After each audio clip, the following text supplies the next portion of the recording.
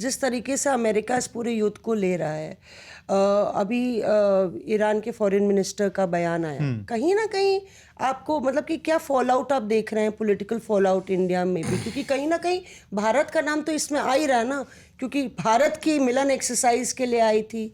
तो किस तरीके से देख रहे हैं इसको?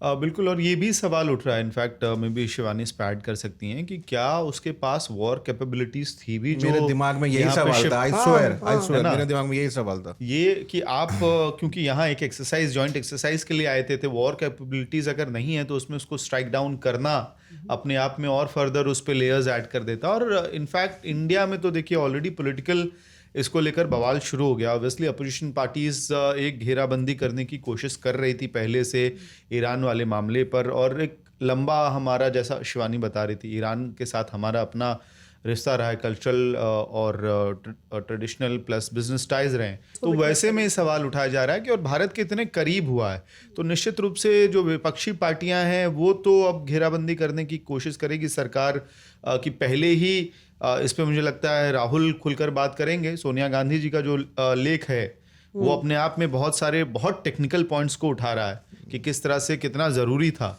और उसके बाद इस शिप को स्ट्राइक डाउन करना फिर से एमिनेशन दे रहा है मे बी अपोजिशन पार्टीज, क्योंकि अब जो सत्र है लोकसभा का बजट सेशन वो शुरू होने ही वाला है, रिज्यूम होने वाला है रैदर। तो उसमें इसको लेकर कहीं ना कहीं विपक्ष सरकार से सवाल जरूर पूछेगी। तो ईरान के युद्ध पर स्टैंड, और ऊपर से शिप पे जो अटैक हुआ यूएस द्वारा, हमारे इन्फ्लुएंस में जो पानी, जो इंडियन ओशन का वो इलाका जो इंडियन इन्फ्लुएंस का माना जाता है, वहां तक आ जाना, और आगे के लिए कंसर्न्स तो हैं ही। ये सवाल तो भारत कभी भी किसी युद्ध को अपॉर्चुनिटी की तरह नहीं देखता है कि ये मेरे लिए अपॉर्चुनिटी हो सकता है, हम क्लोज हो सकते हैं। हमारा जो बार बार स्टैंड यही रहा है कि we never want war unless it is like the one we had to do, जब हमारे लिए बिल्कुल इनएविटेबल हो जाता है उसको रोकना। या तो इसीलिए अफगानिस्तान में भी जब यूएस का एक्शन हो रहा था तो इंडिया की वॉर भी नहीं थी और इंडिया उस अपॉर्चुनिटी को भी इस्तेमाल नहीं करना चाहता था, बिकॉज हमेशा वॉर के बारे में भारत का यही स्टैंड रहा है कि पीसफुल रेजोल्यूशन होना चाहिए, और आज के दिन भी यही हो रहा है। तो राहुल, इसमें मैं बोलना चाह रही थी कि अटल जी का जिक्र सोनिया गांधी ने भी किया। आप देखिए वो जो आर्टिकल है, देखिए कांग्रेस ने तो पहले भी उससे पहले भी एक स्टेटमेंट इशू किया था जिसमें उन्होंने कंडेम किया था जो अयातुल्ला खामेनेई की जो डेथ हुई उसको लेकर उन्होंने कंडेम किया। उन्होंने कहा कि भाई सरकार को इस पे स्टैंड लेना चाहिए, कम से कम सरकार भी तो कंडेम करे कि एक हेड ऑफ द स्टेट को मार दिया गया है। उसके बाद सोनिया गांधी का जो पूरा आर्टिकल आया जिसमें उन्होंने कहा कि जो आपकी ये जो साइलेंस है, ये साइलेंस आपकी एक तरीके से एब्डिकेशन है, आपने छोड़ दिया है अपनी जो जिम्मेदारियां हैं आपकी। एक मुल्क जिसकी इतनी स्टैंडिंग है पूरी दुनिया के अंदर, भारत है, आप G20 का हिस्सा होने की बात करते हैं, आप तब दुनिया भर के तमाम फोरम्स के अंदर आप हैं, चौथी सबसे बड़ी इकोनॉमी है, उसके बाद भी आप अगर और किसके लिए आप किसके लिए आपको बोलना है? आपको सिर्फ मतलब ईरान के साथ आपके कोई बुरे ताल्लुकात तो है नहीं, आपने चाबार पोर्ट उनके साथ में बनाया था, आपने इतना सारा पैसा वहाँ पे इन्वेस्ट किया हुआ है। बचपन में हम सुनते थे कि हाँ भाई ईरान आपके लिए तैयार है कि आप पाइपलाइन बिछा दीजिए, हम आपको पेट्रोल दे देंगे। तो जो इतना इम्पॉर्टेंट आपका एक और सबसे इम्पॉर्टेंट वो एक बहुत बड़ा रिलीजियस सेंटर है शिया कम्युनिटी के लिए। शिया कम्युनिटी के बहुत सारे लोग यहाँ पर रहते हैं।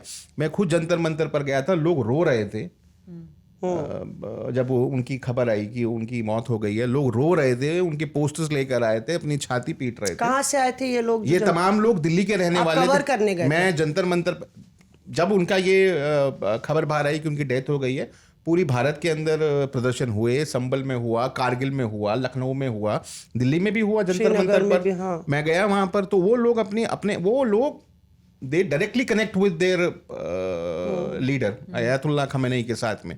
तो इसकी रिलीजियस इंपॉर्टेंस भी है। आप एप्लीकेशन आपने कर दिया एक तरीके से, आप कुछ बोल ही नहीं रहे हैं।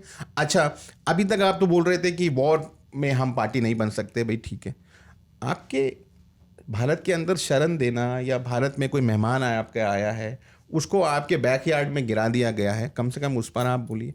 कांग्रेस जो है वो सीधा सीधा ये कह रही है कि भारत को कहीं ना कहीं तो लाइन ड्रॉ करनी पड़ेगी।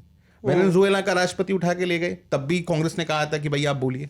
क्या ऐश्वर्या इसमें जो राहुल कह रहा है, क्या भीतर खाने चल रहा है? मतलब अभी मतलब बेसिकली वेट एंड वॉच की स्थिति लग रही है आपको? पूरी तरीके से, क्योंकि जो आपने बोला ना मौसमी, गवर्नमेंट, भाई ये पाकिस्तान और इंडिया के बीच में कुछ नहीं हुआ है।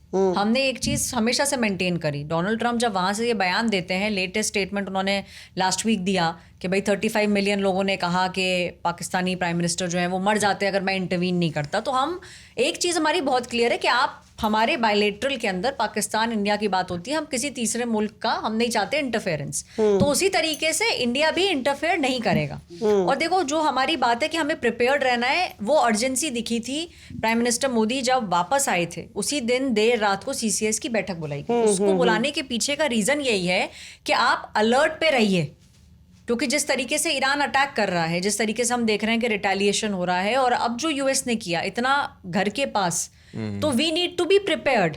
लेकिन हमें एक्टिवली किसी वॉर के अंदर घुसना नहीं है, क्योंकि हमारा लेना एक नहीं, देना दो नहीं, एटलीस्ट इस वॉर के अंदर। और बिगर कंसर्न जो हमारा है वो है ऑयल, क्योंकि सरकार ने पिछले कई सालों में बहुत मेहनत करी है इन्फ्लेशन को, रिटेल इन्फ्लेशन को चेक में रखने की।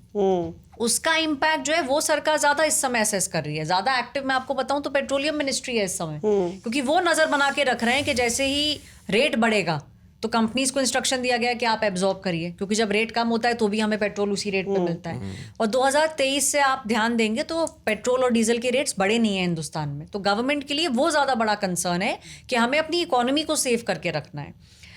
पैनी नजर बना के रख रहे हैं। मैं आपको बता दूं 24 आवर्स मॉनिटरिंग हो रही है सिचुएशन की। और ये जो कॉल्स हो रही हैं 48 आवर्स के अंदर 8 देशों के लीडर्स के साथ जो प्रधानमंत्री कॉल कर रहे हैं, उसका रीजन यही है कि हम रियल टाइम असेसमेंट ले रहे हैं। हमारी एजेंसीज भी, मैं आपको बता दूं, पूरी तरह से सतर्क हैं। ऑन ग्राउंड जो है वो भी पूरी तरीके से सतर्क हैं। वेट एंड वॉच की सिचुएशन है, क्योंकि हम इसमें करेंगे क्या? Reporters of air.